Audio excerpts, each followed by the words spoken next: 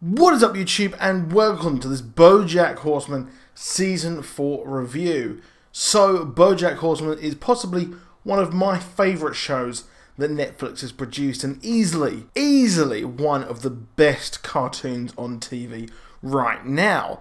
And this was a very interesting season. It has eschewed all of the kind of ways that they've gone about their previous seasons. The previous seasons have pretty much been Bojack being attached to a project or chasing a girl, as we had in season 1, but they've all been about Bojack in the very Entourage TV show style of chasing or set around a TV show or a film or something like that. But at the end of the last season, Bojack, depressed, left Hollywood, which I still think that's a bit of a weird name, but he left town and went to go and find himself. And I found it quite funny that I turned to the person I was watching with the first episode after we finished it and I said, hold on a minute, there was no the title character was not in the first episode, and it just goes to show how much his presence was missed, to be honest, in that episode. Because one of my main complaints about this season was the fact that it had so many different storylines and very much felt like the attention of the show was separated across each of the regular characters. So we obviously have Todd and his schemes as well. We've got Mr. Peanut Butter and Princess Carolyn as well. So they all have very significant story arcs this season, be it Princess Carolyn with having to put up with being a different species to her boyfriend, having a trying for a baby, Todd being asexual, and Mr. Peanut Butter's life of trying to have a relationship and run this ridiculous campaign. I love the fact that he said that he wanted to race Woodchuck down the Death Mountain, which reminded me of that Simpsons episode where they go to Aspen. And I think that there is a trope here that I'm missing. I think there is a reference, because It's Always Sunny also had a ski contest as well. So I'm not sure what movie that actually stems from, but if you know, let me know in the comments.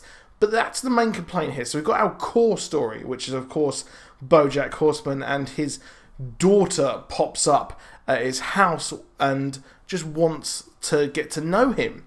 But part of me was like, hold on a minute, she seems like a bit of a scammer.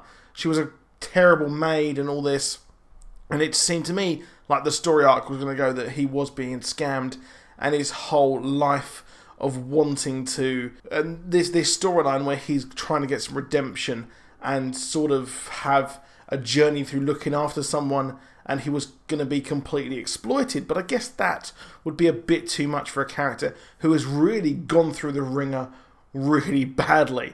And this season wasn't about that. It was about getting to know his family, and his family was someone, or a story which we have not really seen all that much at all in Bojack. We just know of his mother, and this was centric on his mother. And I have to say, that penultimate episode, when his mother kind of finds out or realizes that she has dementia, was just powerful. And I have to say that this show is a lot different.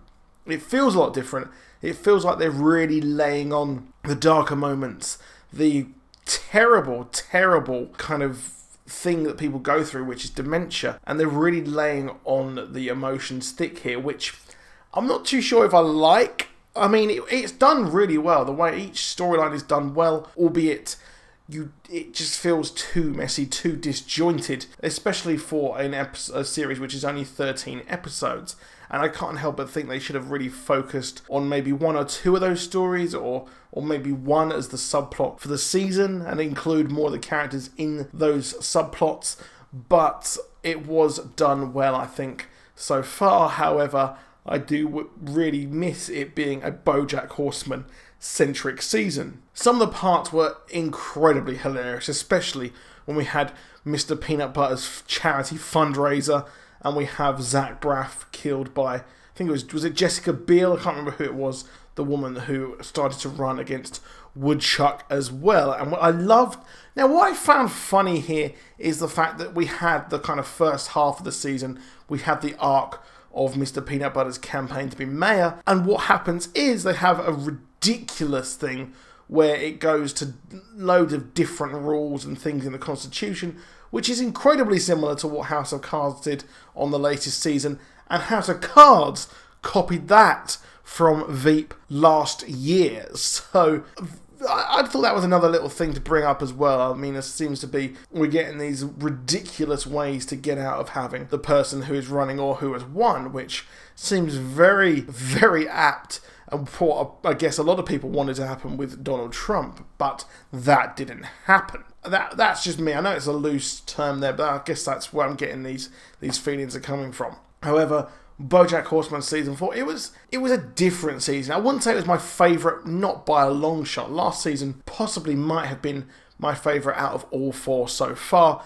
And I have to say I'm incredibly disappointed with Todd's subplot where he was going out with these kind of clown dentists and all this. It just felt even not just ridiculous but nonsensical. It just wasn't funny, sadly.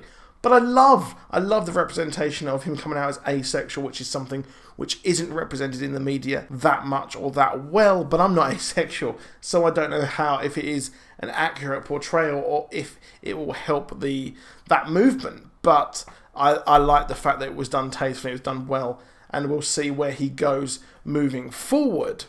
Now, overall, like I said, it was a different season before. I don't really know if I really liked it or if I just enjoyed watching Bojack Horseman go through the motions, or if I'm just happy to have this back. And I can't help but think there wasn't too many jokes. Bojack Horseman wasn't himself, which I sound ridiculous saying about a cartoon horse, but he didn't seem himself whatsoever. He wasn't cracking the jokes or anything like that. But I did love the fact that we had the BuzzFeed rip-off place and how incredibly apt with what's going on with Jake Paul and Team 10 at the moment, with everyone going by their house to go and watch them work. You actually had in the background in one of the episodes, you had a map to YouTube stars as well. So it's really funny there and very on the button. I have to say, this show, even though I guess this takes quite a long time to make because it is animation, it's still completely on the ball with its references and its social satire. And as long as that's sharp, I think the show will always be good.